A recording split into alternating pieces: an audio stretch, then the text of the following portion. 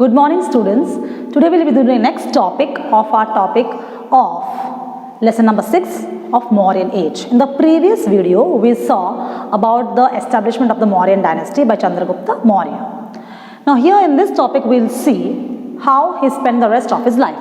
Chandragupta Maurya spent the later part of his life with Jain Muni Bhadrabahu in Shravan Belgowda, which is in Mysore, present day Karnataka.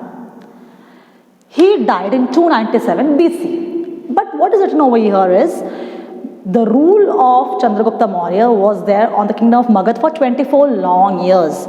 But he adopted Jainism in the later part of his life. The rest of his life he converted to Jainism and lived according to Jain teachings. And the information about his life can be found from the different Jain Puranas. There are various sources to know about his life. One of the sources is Jain Puranas. Now the history before the Mauryan dynasty or before the establishment of Mauryan dynasty, whatever is there in Indian history is known as prehistory. What is prehistory, students? Prehistory is the history before the establishment of the Mauryan dynasty. And the exact information or supporting information of the Mauryan dynasty can be taken from various sources. Some of the sources in the textbook are on page number 28. You can see a blue box, the table given there. Sources providing information about Mauryan dynasty. Some are given there. First one is Arthashastra. See students, the left hand side is the work. Work means the book.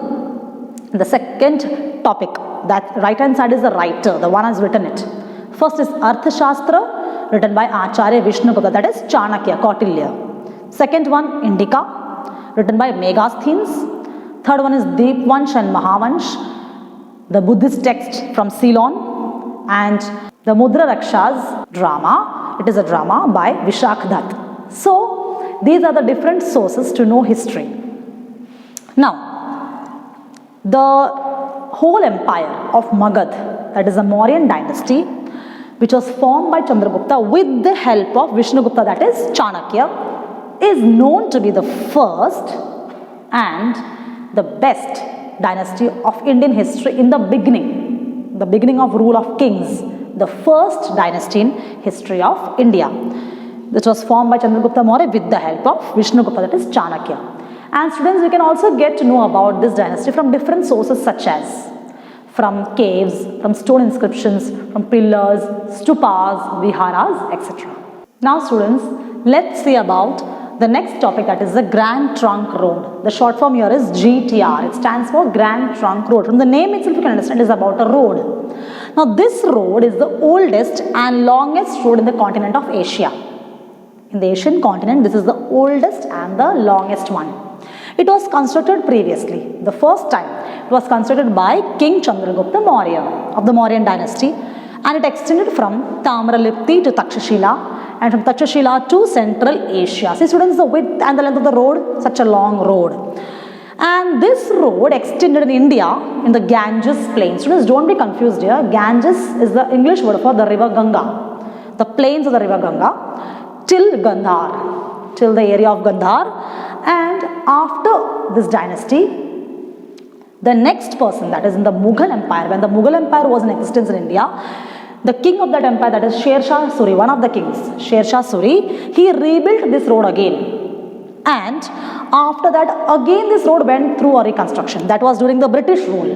When the Britishers came to rule in India by Lord Dalhousie. He was the Governor General of India.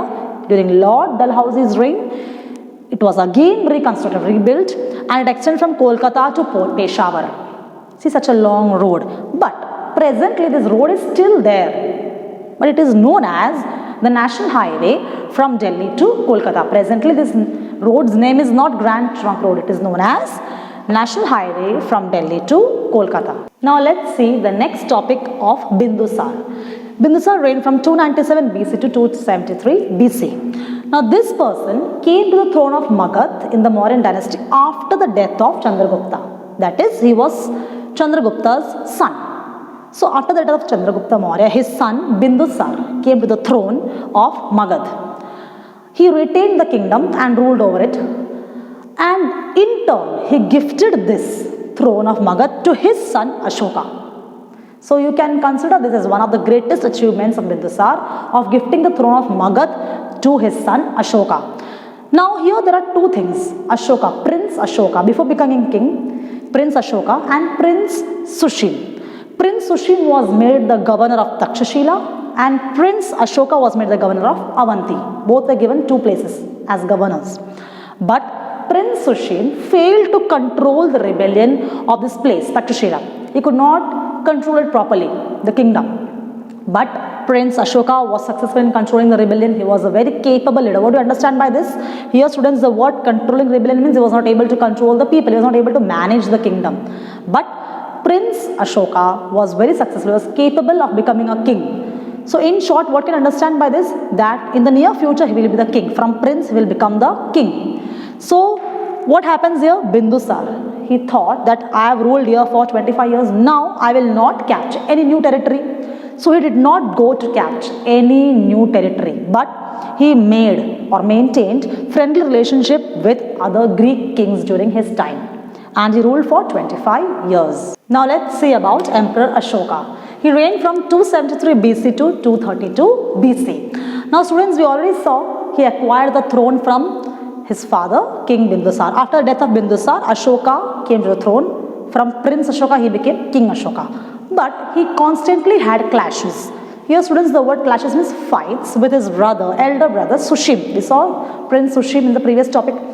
He was his half brother and step brother. Okay, that is from his stepmother this child was born.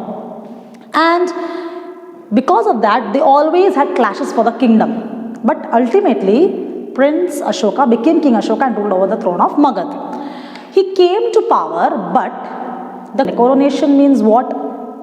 It is the occasion which a king is given the crown. That is the coronation ceremony of the king of King Ashoka was done after 4 years. He came to power, but after 4 years, his coronation was done. And after that, the state of that was done in the state capital of Patliputra. Now, so after the coronation ceremony, he retained or kept with himself the royal inheritance from his father, Bindusar. Now, about this topic or all these things, information you can get from the stone inscriptions of King Ashoka.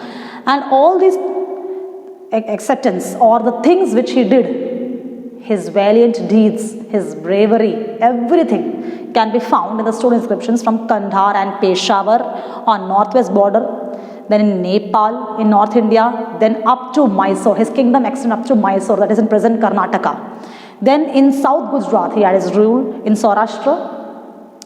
Then that is in the west of India. Then in Magad, that is in present day Bihar, and up to east Kalinga, that is in Odisha now. So students, we saw about King Ashoka, King Bindusar, and the Grand Trunk Road, that is the oldest and longest road of Asia, and about King Sushim or Prince Sushim, who failed to suppress rebellion. Thank you students.